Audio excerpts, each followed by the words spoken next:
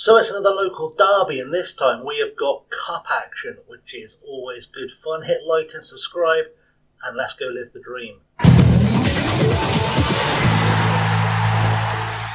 What's up guys, ChasingLamely here with episode number 53 of Living the Dream, and today we play Coventry in the League Cup first round.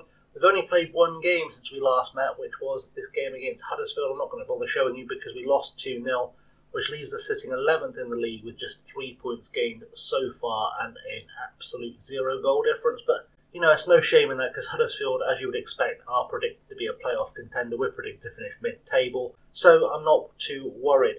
But let's go into the team selection, and I've got a couple of new signings to show you. So unlike Wednesday, our starting lineup looks a little bit more familiar today. We've got Starkey in goal, Mashevsky, Mascara, Kirk and Curtis at the back. Finally a full-strength back four. Kerrigan, Jeffries, Hardy, and one of the new signings, Jamie Dixon on the left-hand side. He came in to replace Brian Dixon, I think was the guy's name. I forgot. I blanked and he left, so it doesn't matter. Either way, he was signed from Dulwich Hamlet for 6.5k, and it seems like a weird signing that has only played 4 games for Dulwich Hamlet to play in League 1. And so you look at his coach report and realise he's operating at a good Sky Bet League 2 level and has 5-star potential. He is a real pickup, but I'm quite glad to have signed him. Quite quick. His pace will improve as he gets older as well. We will work on his pace. I think I'm already training on his pace. I'm not. That's a thing I can fix very quickly. We do need to be having him learning his pace, and indeed learning that inverted wing on attack roll on the left hand side. We'll get him learning everything now while I remember, just to keep this going. We've got Petty and Wickham starting up top because, of course, Gary Petty, by the way, he scored 3 goals in the last episode, scored a hat-trick in the last episode, but I didn't realise till after the game, till after I stopped recording. Well, his record now is 6 goals in 4 games for the club, which is just disgusting. That's disgusting. Anyway, on the bench, we've got Marsh, of course. One of the new signings on loan is Louis Chatfield. He joined us on loan from Swansea. I wanted a bit of extra defensive cover. He fits the bill absolutely perfectly. You can see he's a pretty good all-rounder. He's never played for Swansea. The last game he started for us, the Huddersfield game, was his professional debut, so we're hoping to get good things from him. We've got Larry Lee, Hadaway, Barry Lee, Barton and French also on the bench. The other new signing is another loanee we've brought in, which is this guy, Shane Finneran, has joined us on loan from Ipswich. He's a kind of nice, versatile player, can do bits everywhere. He's just kind of in there to give us some backup. We'll see what he becomes. Hopefully he'll become something special for us, but, you know, he's just there to cover, just to add some depth to the squad. Anyway, let's go face Coventry in this local derby and hope we can pick up a win, progress to the second round of the League Cup, which I believe is our minimum expectation. And in the dressing room, everyone's looking motivated already before the local derby. Let's show the world what this team is all about, shall we? Everyone else looking motivated. One thing I've noticed from the team sheet is there's an old friend playing for Coventry.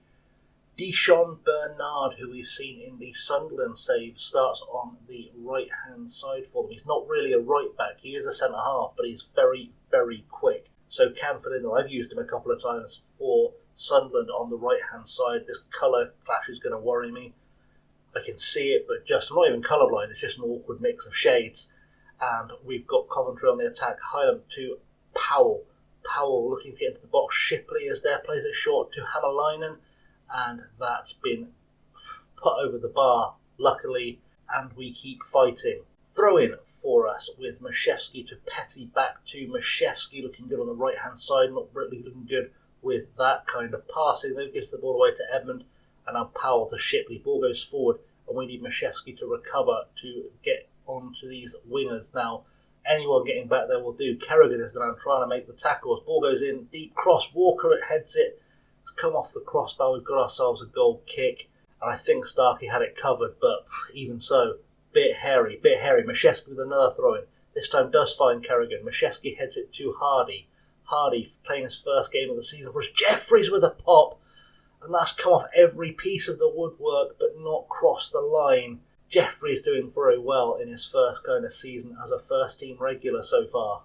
Throw in for Coventry. It's been about as even a game as you can imagine so far as Bernard throws it in for Walker and has a pop from range, and Starkey gathers that quite comfortably. Deshaun Bernard is not going to be the man that embarrasses us today, hopefully. And although Starkey's distribution might embarrass us if he keeps doing that. Let's try one of our own players this time. Come on, Harry, you can do this.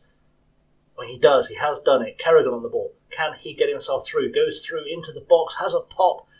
Carl Darlow, the ex-Newcastle keeper, manages to save that quite comfortably, and it stays at 0-0. And we've made it to half-time on terms. It's been about as even a game as you can imagine so far, though we are the only team that's had a shot on target. We're behind on XG, which I don't fully understand. Pass completion is roughly the same. We're fouling all over the shop, but that's just what we do. And we are at least on top of the possession. So things looking okay so far. I can't complain. I'm going to say I'm pleased with how things are going. Keep it up. And everyone looks inspired. Good, let's keep this going into the second half.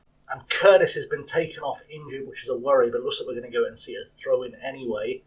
Can our 10 men hold off? Deshaun Bernard throws it only as far as Steve Hardy. We need Jeffries to really engage here. Bernard to Emmond to Walker, and let's defend this. Starkey has managed to make the save. Having Curtis picking up a knock is a slight concern, especially because Kerrigan, Dixon and Wickham and Mashevsky, in fact, not having great games.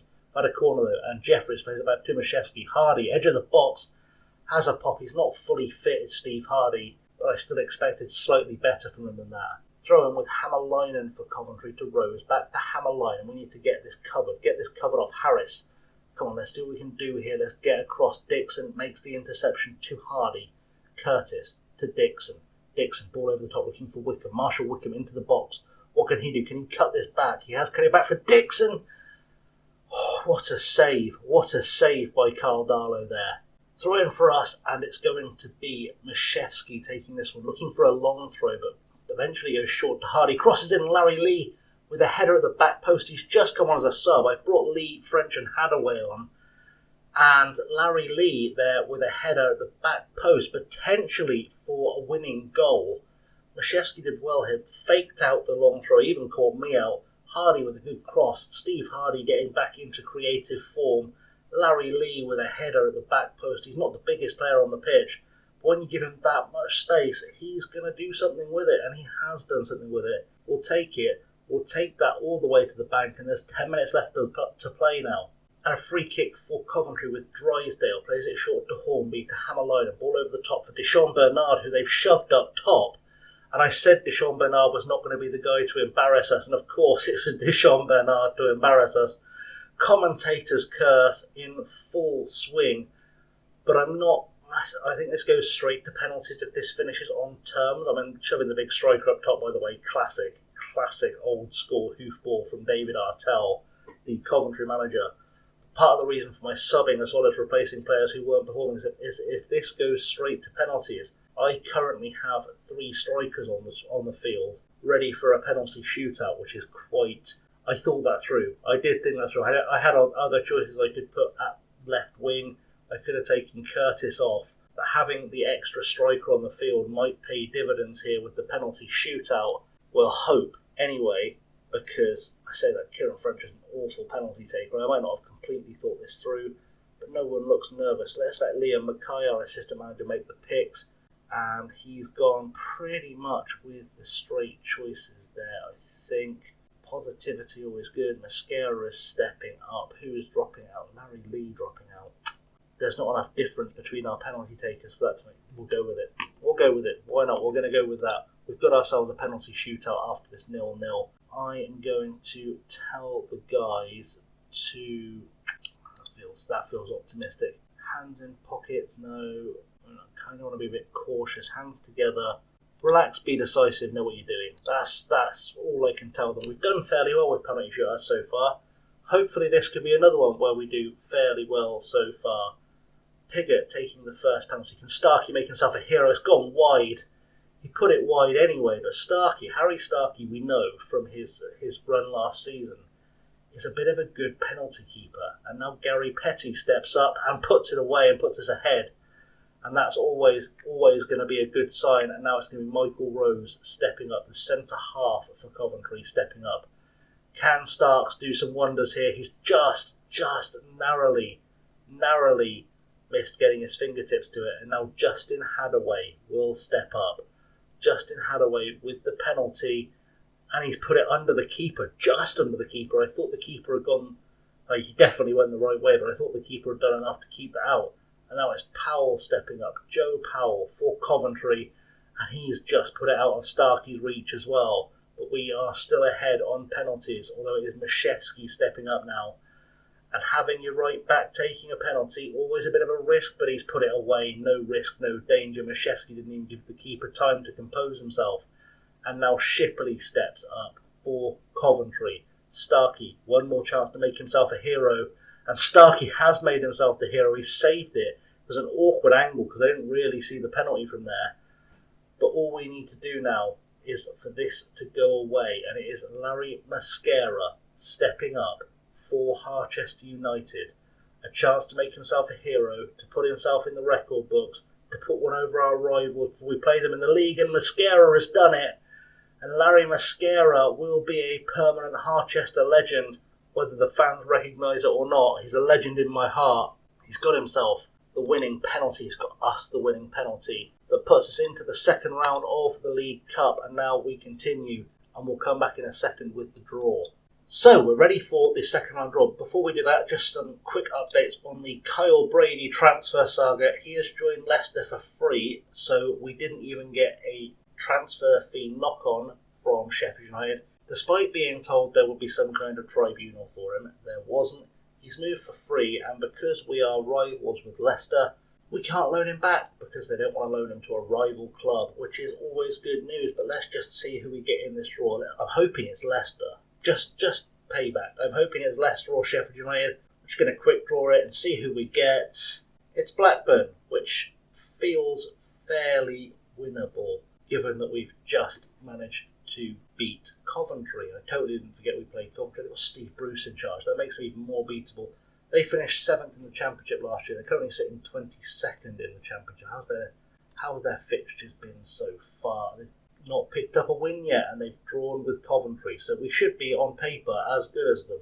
That bodes well. That's also the game we're going to come back for. We will come back for that game in a few weeks' time against Blackburn. We are Harchester. My brain failing. Good signs of brain failure. That's what we like to see.